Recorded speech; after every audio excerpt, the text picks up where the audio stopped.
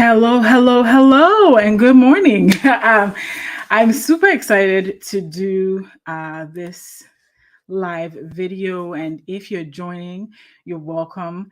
I wanted to do this video because we hit 3,000 subscribers on the channel. And I know it is, I'm appreciative of every single one of you that has taken the time to subscribe to this channel, to watch this channel, to like, to comment. I really appreciate every single one of you.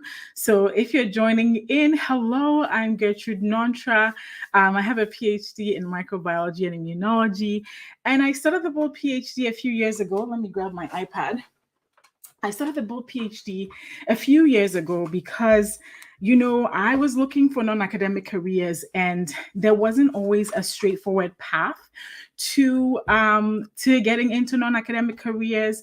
And also, I wish there were things I had learned when I was, a PhD student, even when I was an undergrad. I wish there were things I had learned, and so that's one of the reasons I started the Bold PhD. So as you join in, just share where you are joining in from. And then I'll shout you out. If you watch this on the replay, make sure you say hello as well. So without further ado, I'm going to jump right into questions that people had sent me to ask. As I was going live, people had sent me questions. For those of you on, if you can see me, hear me, give me like a thumbs up emoji or something in the comments. Let me know. But I'm going to start pulling up some of the questions that people had sent me. I'm going to answer them because that's what we're here for. Hey, Latrice, thank you for joining. Thank you for joining. I really appreciate you. So, one of the questions that somebody had sent had to do with medical writing. And I want to be able to answer that question because that's a question that I know a lot of you have. And I'm going to pull up the question now so I can answer the question. So if you're joining in, hello. Thank you for Latrice from Texas. Let me know where else you are joining in from. So I had put this on my community tab here on YouTube, and had asked that once we hit 3,000 subscribers, you could ask me questions that I can answer live. And one of the questions is from Leary Hannah DeLuca Caetano. You said you are from Brazil, I think. And one of the first question was, being from a foreign country, she wanted to know about medical writing. Being from a foreign country, still without networking, how did you get your first freelance job, right? And so she's asking specifically about how I got started with medical writing. So if you watch the video I've done a video on how I became a medical writer, and I've said it multiple times that one of the ways I kind of segued into medical writing and medical communications was actually to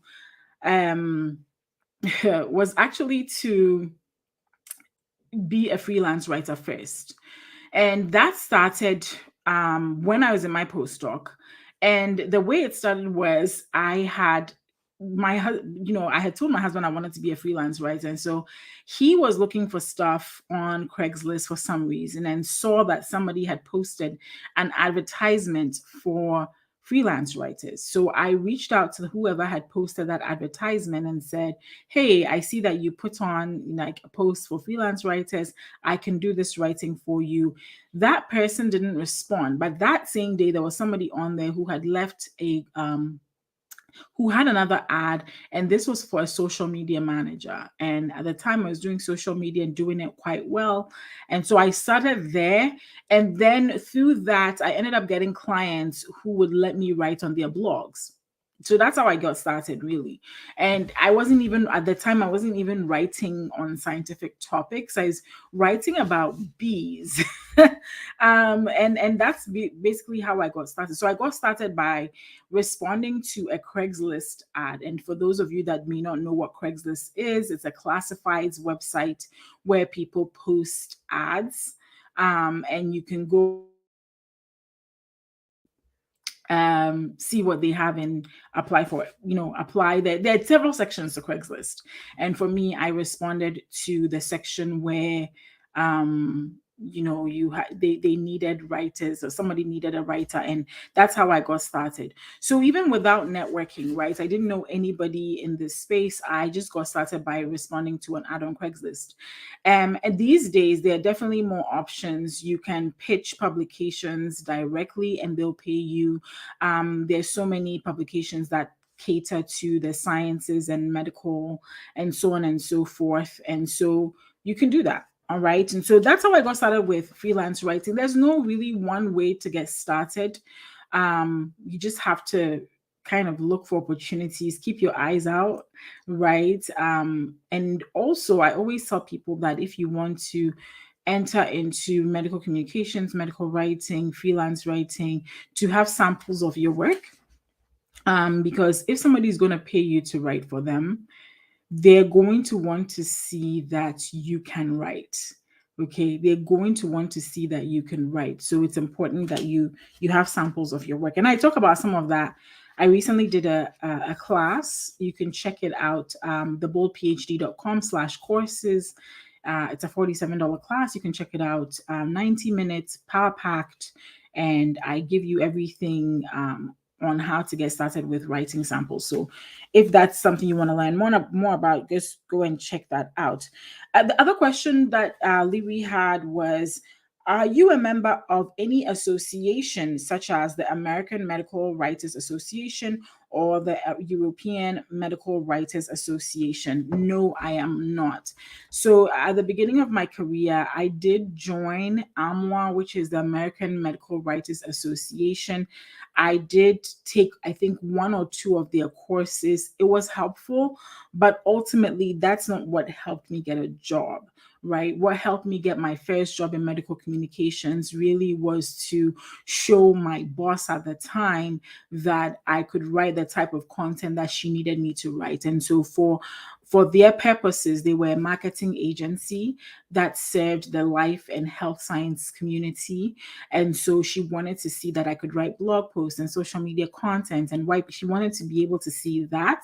And because at that point I had been freelance writing and I had my own blog for years, I was able to show her that, and she was able to take that and say, okay, we'll give you a chance, we'll give you a shot. And that's how I got started in medical communications. Hello, Evan, and thank you for joining from Chicago. Thank you. All right. So I'm not a part of AMWA. I'm not a part of a European Writers Association. There's another one called the National Association of Science Writers. I'm not a part of those organizations. I did, like I said, I did take a couple of courses from AMWA in the beginning. If you feel, and I feel like they're good foundational courses for you to get started. Definitely, they're trying to, because medical writing and medical communications is not such a standardized career path. It's not like medicine where you go from your MD and then you go into different types of residencies and then ultimately end up in a particular career path. It's more windy and there's no clear career path to it. But I think what these organizations are trying to do is put together like curricula and stuff like that to give people some kind of standardized way to get in. But currently there isn't. Is it helpful to join these organizations? I always am split on that, because I always say it didn't help. Like, even though I took one or two of their courses, ultimately that's not what helped me get a job. Ultimately, what helped me get a job was proving to my boss that I could write. So work on that. You can definitely join those organizations, but it's not free to join these organizations also. Just know that there's a cost to it, financial investment. So if you don't mind that, for sure join. I think it can be helpful. And also, I think they do have regional groups, and so you could join those regional groups, and that can be good for networking, right? Like, can be good for networking. So for those purposes, yes, but no, I'm not a part of any of these organizations. Okay, the next question, and if you have any questions, you can drop them in the chat as well. I have some questions here that I'm responding to. And yes, we're doing the 3,000 subscriber celebration. Woohoo! I wish I had bought like a thing over here, one of those beep beeps. Anyway, so the next question will respond to that question. Evan, I see your question. Okay. So it says, I understand these, as okay, this is still on Armoire and stuff. I understand these associations are an excellent source of information to keep up to date about the profession. But is it possible to get freelance jobs through these associations? Yeah, it's possible to get freelance jobs through these associations. I never did though. I've heard that you can, and I guess that will come from the networking that happens. So there's that. Anyway, do you recommend any other association? Not necessarily, like I said, people want to see that you can write, not necessarily that you're part of an association. Okay. All right. Another question I got recently was from somebody asking about the fact that they were a graduate student and that they were having a hard time deciding. I'll read the question out so that you can benefit from it. But maybe before I go to that, let me answer Evan's question here. Thank you, Evan, for your question. Your question says, can you talk more about freelance writing for a journal? I never freelance wrote for a journal, so I can't speak to that. However, all of these publications that accept freelance writers are going to have a page where usually it's called editorial process or an editorial page or a write for us page. So you can go into Google and you can type in whichever journal it is that you want to write for, and then you write this journal and you put the plus sign or end, the word end, AND, and write for us, or science. Let's say you want to write for the science journal, you want to freelance write for science journal. You put science journal plus write for us page, or whatever journal and write for us page, or write for us page for this, right? So if you go online right now and you type that in, if they do have a Write for Us page, if they do have an editorial page, it's going to bring that page up in the results. And then you're going to read through and see what the requirements are in order for you to write for that page or write for that journal. And then you go ahead and apply for that, right? For me, when I was freelance writing, most of my freelance writing was for small businesses. So I worked with a health technology company, a local health technology company. I wrote blog content for them. I worked with a physician practice. I wrote blog and social media as well as email content for them. I worked with a home healthcare company. I wrote blog content for them. So most of my work was with small businesses, mostly small local businesses. Those were the majority of my clients. And it was okay, like it was good. Small businesses cannot always pay you the premium prices. Usually you can get premium prices from like journals like you're talking about, or publications. So think about the Health Lines of the world, WebMD, some of the bigger journals that are out there. Those can be better paying. So maybe you check that, but they're arguably harder to break into. But it's not impossible. I've known people who have done that and are doing well. So just look for the Write for Us page for that journal or for that publication and read what it is that they need. Okay. All right. I have this question from, and also, like I always say, like have samples of your work. Have samples of your work. Like whatever you do as a writer, have samples of your work somewhere you can show somebody. People have asked me in the past, like, shouldn't my publications, my scientific publications, shouldn't those be enough? And the answer I've always given people is this: that yes, those are wonderful if you've published papers. Those are great, right? It doesn't even matter if it's scientific, you've just published papers, those are great. However, you have to understand that depending on the medical communications company, depending on the medical writing company, they are going to expect you to write different types of documents and not necessarily a manuscript for a journal. So manuscript writing for a journal is different from, for instance, writing a white paper.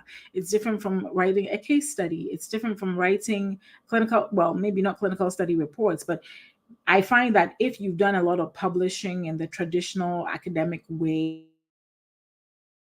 for something like regulatory writing, because regulatory writing in a way is bears a lot of similarities to what the kind of writing that you do in scientific academia, right? However, if you're writing as a marketing medical writer, that's completely different. You're not writing a dissertation, you're not writing a paper to science. You're writing marketing content, usually for lay audiences. So that's different, right? So whilst your publications are nice, they are not going to be the thing that helps you get the job. Then that's really important to understand. Okay. All right, here's another question I got recently. And again, you can drop more questions in the chat. I'm more than happy to answer any questions about personal branding, medical writing, being an international student in the US, all that you can ask. All right. This question says, I am a PhD student in biotechnology. I'm about to submit my thesis. I've started looking for jobs. And I've recently been focusing on some postdocs and then R&D jobs in industry. But today I came across something slightly related to, but outside of academia, and now I'm conflicted as to which direction to take. So this is also another common question that ends up in my inbox a lot. Like I want to, I've heard you talk about careers outside of academia, but I like academia, and now I don't know what to do. And I think I responded to this sort of question yesterday in a post, and I respond to it here as well. I think that it's always important to realize that no matter which path you choose, you're going to miss out on something. So if you decide that you no longer want to be in academia, you're going to miss out on the benefits of academia. If you decide that you don't want to go into industry, you're going to miss out on the benefits of industry. You're going to miss out either way, but you're also going to gain either way, right? You're going to gain something, you're going to lose something. So in academia, right, if you love publications, if you love the whole process of going from hypothesis to coming up with answers to, publishing the papers to ultimately, maybe winning a Nobel Prize, if that's all you've ever wanted to do, I'm not here to deconvince you or unconvince you to leave that path. Stay on that path. Be happy on that path. There are people that have thrived on that path, right? What I didn't enjoy about academia, and I'll tell you why, which is why I talk about non-academic jobs so much. What I didn't enjoy about non about academia specifically was the fact that when I was, and this happened when it was after my postdoc, I was applying for jobs, and one day I saw a position that paid less than my postdoc, right? They required you to jump through all these hoops and do all these things, like submit 3 recommendation letters and submit all your papers and submit transcripts and submit this and submit that. And they paid less than my postdoc. And I think that's when I got really upset, because I was like, you want these professors to do all these things, possibly do research and write for grants and do this, and you're paying less than I got paid in my postdoc, which was inadequate to support my life. And not just, it's not even you trying to live any sort of rich life, it was just me trying to just pay my rent and buy groceries, right? And my postdoc salary in California was not covering that. And the fact that, especially for postdoc salaries in the United States, and I was having this conversation in my Instagram stories just yesterday, and I was getting all kinds of comments from different parts of the world. And the fact that in the United States, even though it's okay, the pay for postdocs is all right, especially for science. I'm speaking specifically for scientific postdocs here, but maybe this applies everywhere else. But for scientific postdocs, even though the pay is regulated by the NIH, the National Institutes of Health. And so regardless of where you live, the pay is the same. So if you live in rural Iowa, and then if you live in metropolitan Los Angeles, you're getting the same amount at different levels. Is inadequate. 50,000 in rural Iowa, and I have nothing against rural Iowa. My brother lives there. That's why I mentioned there. But living in rural Iowa is really different from living in LA, right? It's different. And you can't expect, especially with the way things are with the housing market and everything, you can't expect somebody to yeah, to just try to survive on that. And so many I had side hustles when I was a PhD because I lived in California, and my postdoc salary was not doing so much. um so anyway, that's my answer to that question, is like, no matter what, you're going to lose something, whether you choose to stay in academia or choose to go outside of academia. You're going to lose something, you're going to gain something. Just, it's important for you to self introspect, for you to sit down. Nobody can tell you choose a path. I cannot tell you to choose a path. I can only give you the information, but I can't tell you choose A or B path. Ultimately, you're going to have to think about, what do I want to do, what do I want my life to look like, and how can I be successful in whatever it is that I want to do. If academia is that path, then stay there, right? And know that you may be missing out also on something in industry, which most of the time, let me tell you, most of the time industry is paying you way more. All right. And there's a lot of work life balance. And yes, that's all I can say to that, is I've enjoyed way more work life balance. I don't take my work home. When I was in academia, I took my work home all the time. um and I get paid well, and I get to spend time with my family. So for me, those things were important to me, and I'm getting that in industry. It wasn't so great in academia for me. So that's my answer to that. A self introspect and choose which path is going to work for you. Okay. All right. So Dr. Adam Sheikh Saidi says, hello, I hope you're doing well. I'm a PhD student last year and will finish in 2023. I got a 2023 green card, so getting ready for an interview to move to the US. Can you please tell me how my journey to the can you please tell me how my journey to the USA? I don't get your question. I really don't get your question. How your journey to the US will be, I'm not sure what that means. If you've gotten a green card, then congratulations. Well, first of all, congratulations that you got that. That's amazing. Um, okay, maybe let me attempt to answer that question. Hello, those of you coming in. Let me try. But if you can clarify your question, because I'm not sure what you mean by how will my journey to the USA be. I'm not sure. I think you have to be ready to accept that there are going to be culture shocks, things that maybe you saw on television, or perceptions that you have that are not really true. So yeah. I think that's the biggest thing, is a cultural change. But for the most part, I think most people here are just trying to survive like everybody else, trying to not get COVID, trying to not get monkeypox, trying to pay the bills, trying to eat, trying to wear clothes. It's like everywhere else, maybe just with different political systems. That's, and maybe a little bit of culture shock and food shock. Because if I'm African, and we eat, well, I'm West African, and Ghanaians tend to eat a lot of spicy food, and American food tends not to be spicy, unless you eat Indian food, or maybe some Americanized Chinese food. So anyway, I don't know if I answered that question, but yeah, the US is a great place to be. And don't get trapped in a lot of, because people try to offer you a lot of credit cards and a lot of financial traps. Just be careful about that.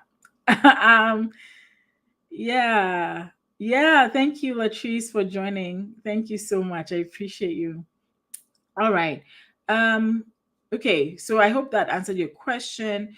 Evan says, what do you miss from your PhD postdoc stages? Nothing. I miss nothing. I think maybe the only thing I miss, and I'm getting that now, but even then, I still don't miss it. I think I miss a little bit of the quietness I would enjoy working on an experiment. So when I was in graduate school, I had a mouse model of disease, And that meant I worked with mice in the lab a lot, and it was quiet, and so I could listen to podcasts for like long hours, or I'd be maybe when I my lab was an intersection between micro and immuno, so we had to plate bacteria and count the back. So like I missed those like very repetitive tasks in the lab, but yeah, nothing. I don't miss much. I'm much happier now in industry. Um, let's see. What about working career PhD degree? I still don't understand the question. What about, are you talking about PhD careers? What about working career PhD degree in USA? Um, Working which type of career? In academia, not in non-academic jobs? What path are you talking about? On this channel, I talk a lot about non-academic jobs. I'll wait for you to hear your clarification on that. Nat Mary says, I'm still stuck on my website. I'm not sure how deep I should go for what I can offer. What are you offering? Are you trying to be a freelance writer? Or are you trying to be, what are you trying to do? Let me know what you're trying to do with your website. Okay. Is a PhD really necessary if you want to earn six figures? No. No. It's amazing, but I know people that did not even finish college who've made $1 million, and that's from their business. They didn't necessarily work for somebody for that, but that takes a special type of entrepreneurial spirit and drive. But beyond that, I've met many people who only had a bachelor's degree and they got a good job and they're doing well. I think a PhD is a good way to further your education, to further your interest in a particular field, to further your study in a particular field. And for certain professions, for me, it was more of a like fulfilling something inside of me that I needed to fulfill, right? And so that's why I went for a PhD. But no, it's not necessarily for you to earn six figures. All right. So no. You can do that without a PhD. But I find that, something, I find that a PhD also gives you a little bit of clout, if you like that. I don't know if that's the best word to use to, but it does kind of put you in a different kind of category, and it's kind of nice to enter a place and sometimes, not necessarily, but sometimes be referred to as Dr. Nantra, and people kind of perk up. And actually, I've had this happen to me where I've gone to places or somebody was interacting with me, and initially they were very curt and very, I don't want to say disrespectful, but curt and short with me. And let me tell you this one particular story. So this one time, somebody was like talking to me, right? And they were kind of on borderline being rude to me. And somebody passed by, and this was just when I had defended my dissertation, and I was now Dr. Nantra. And yeah, the clout thing, right? Okay, so it's a real thing. It's a real thing. So anyway, somebody came to pass by who knew I had just defended my dissertation and was finishing my PhD, or had finished my PhD, and they were like, "Oh, congratulations, Dr. Nantra, on your." And immediately, the person that was being rude to me stopped being rude to me. It was the first time I had come into contact with that type of experience. And I'm like, oh, this thing is real. Like people actually change their behavior when they know that you have, like, certain people, well, not everybody, but certain people will change their behavior based on the fact that you have more education. It's weird. It's weird. Anyway, so let's see. You want to offer STEM consulting, science communication, outreach, and science writing. That's a lot of services, right? So I would say to start with one thing and then build that. If you try to offer too many things at first, it usually will confuse buyers. So I would say start with one thing first. And then once you start with that one thing, and you build it out, right, successfully, then you add something else. So, an example of that, when I started freelance writing, right, I only offered freelance writing. Once I had grown that and seen that that was successful, I added other things. And now, I have courses and coaching and things like that. So choose the one you like the most amongst these things. You have a master's degree, you're more than, qualified to do that. So define what kind of STEM consulting you're doing, because people could various reasons. People could consult you for various reasons. So figure out what it is you're offering, offer that, grow it, be profitable at it, and then move on to the next thing. Okay. Yeah, so it's wonderful you want to try all these things. It really is, and I get it because I'm entrepreneurial, and so like I want to try all the things. But sometimes I find it's better to start with one thing, do it well, do it and do it well for like a year, then move on to the next thing. All right, Afans Creations, welcome. You're welcome. Where are you joining us from? Where are you joining us from? Chat. Tell us in the chat. Another question that I think comes because I talk about personal branding, there are people that have asked me, do I absolutely need a personal brand to land a non-academic job, right? And it's important for me, having a personal brand was really important because when I was applying for non-academic jobs without one, you can ask. That's what this live is for. It's called an Ask Me Anything. So you can ask me anything. I can choose what I want to answer it though. So fair enough. Um, yes. So a personal brand. Let me see something that Nat Mari said. I'm noticing the cloud thing with my colleagues who have a PhD versus the ones who don't have a PhD. Yeah, it's a real thing. I don't really ascribe to it. Um, but yeah, sometimes it happens. So people have asked about personal branding and if they need one. Have I ever peed while bathing? Why not? It's a natural occurrence. There's no reason, there's nothing wrong with that. All right. So anyway, let's keep it moving. Personal branding and finding a job. So now for me, building my personal brand was absolutely important for me to get a non-academic job.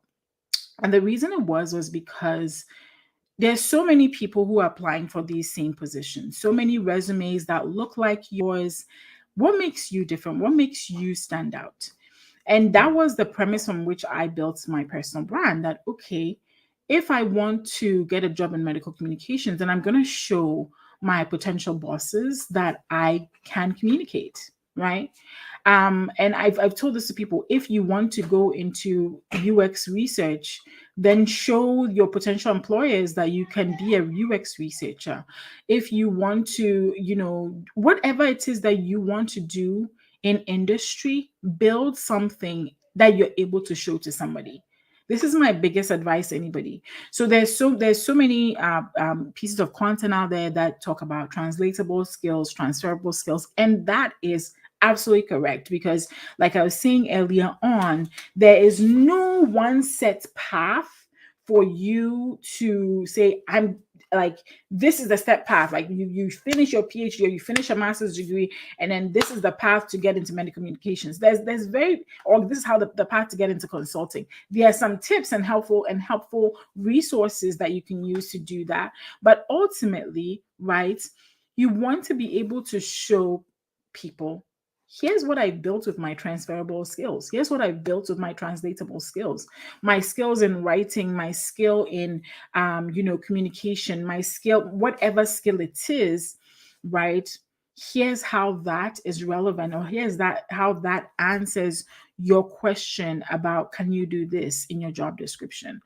And so build something with the translatable skills, and building something with my translatable skills led to me having the personal brand and that led to me literally when I was employed at my first medical communications job. I remember one of the reasons they reached out back to me was because one of the people who was going to interview me said, "Hey, um, I was like looking at your LinkedIn and I watched your YouTube, and I think you'll be a great addition to the team." So if I hadn't had those things, they would not have anything that helped me stand out, anything that helped me be different from all the other applications that they were getting. So having a personal brand helped, and building something with my translatable skills that helped. So you have translatable skills, you have transferable skills. Use them. Use them. Okay. Any more questions after that silly question that I don't know who this person was? All right. Any more questions? So again, thank you so much. 3,000 subscribers on this YouTube channel. It's such a privilege creating content on here. Such a privilege sharing what I've learned on this journey of being a PhD, of being an international student, of getting into medical writing, of starting a business. It's been exciting, and I love to share because people always have questions. So thank you, Nat Mari. I really appreciate that. I really appreciate you. The congrats.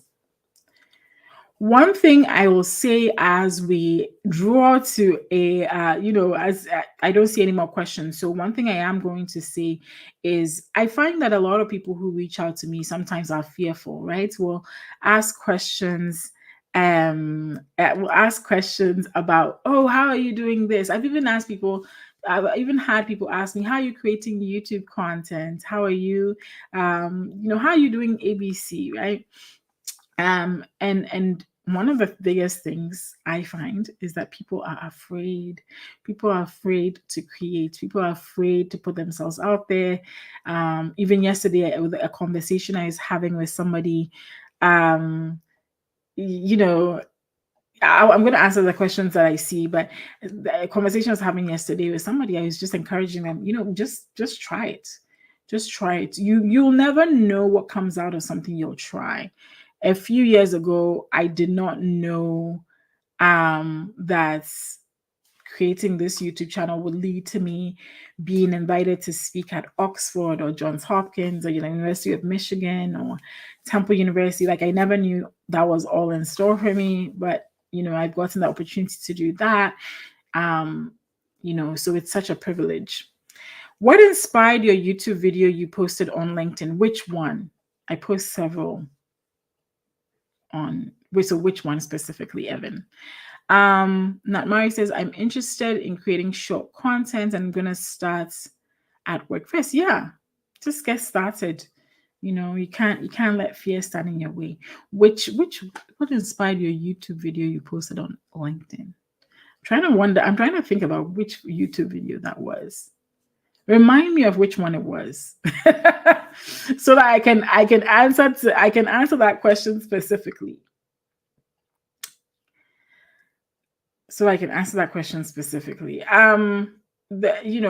This question, the one your employer noticed, they didn't notice the video on LinkedIn. They watched my YouTube. They went to my YouTube channel.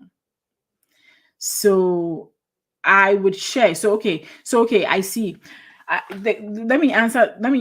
Maybe this will answer part of the question. So back then, I told you earlier on, I was a freelance writer. So I had another YouTube. I still have that YouTube channel. I create content on my YouTube channel where I talk primarily about writing and writing as a career, and that's on another channel. So I would post some of that content on LinkedIn, not just one video. I post multiple videos. So I post like videos on like the tools I was using. I post videos on how to find writing clients, like these were like out of their like stuff. And on top of that, I also wrote content. Like I was saying, I had clients, small business clients I was writing for. So I would share some of that content on my LinkedIn. I would share resources. So back then, that's what my personal brand was built around. So it was built around sharing on building a freelance writing business, which I had done and I had been doing when I so if you know my story, kind of know my story, I was in a postdoc. We lost funding.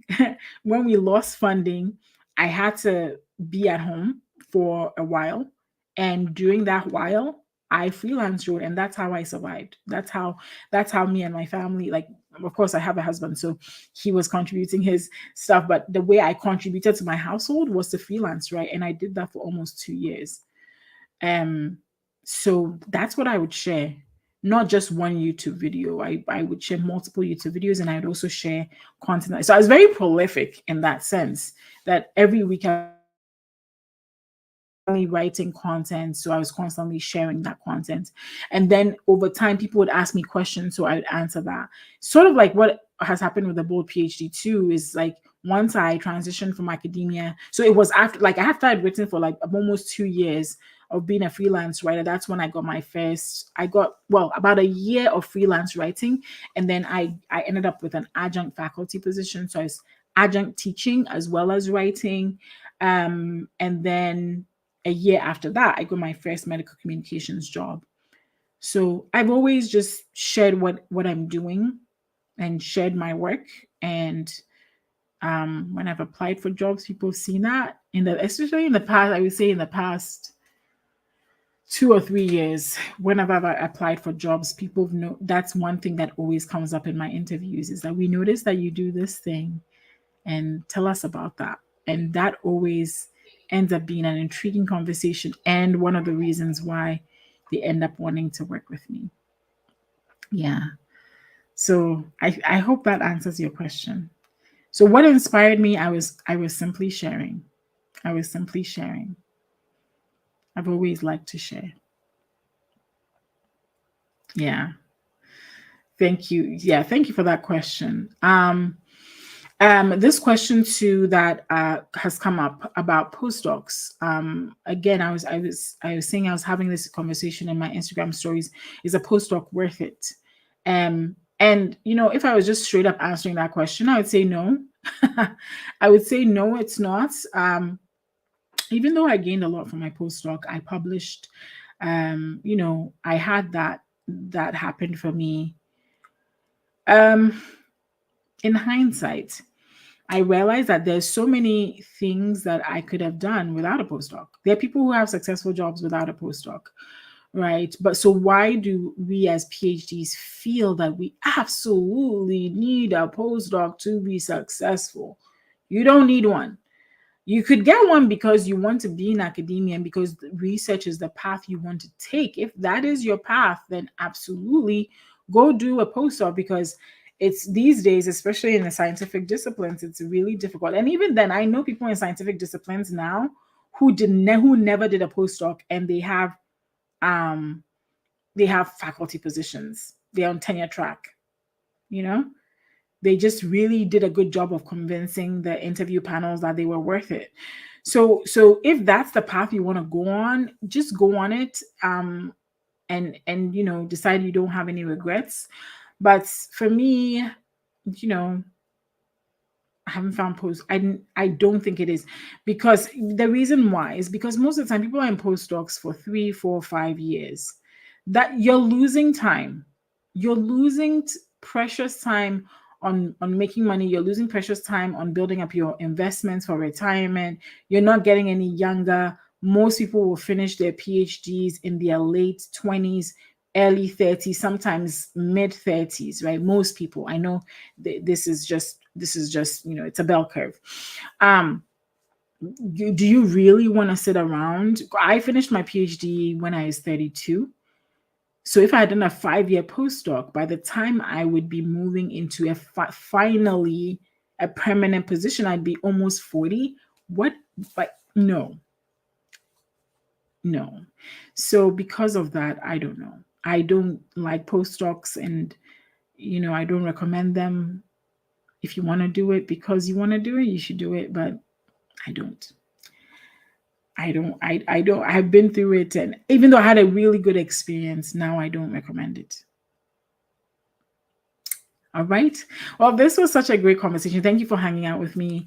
Thank you for, again, thank you for watching. You can subscribe to this channel if you're not subscribed, if you're watching this on the replay. Thank you for watching. I do have courses on various topics. If you're trying to become a medical writer, you can go to theboldphd.com/courses. I did a free, not a free class, but I did a class. It's a paid class. And the replay is up. I also have this month, all throughout August, my course on building a personal brand on LinkedIn is 30% off. You can use the coupon code 30 and then off. So the word, the number 30 and then OFF, just zero, OFF, capital, all caps, 30 off to get 30% off the course. And I also have my one-on-one chats that I do with folks. You can find all of that at theboldphd.com/courses. And really appreciate you. Enjoy your beautiful Saturday.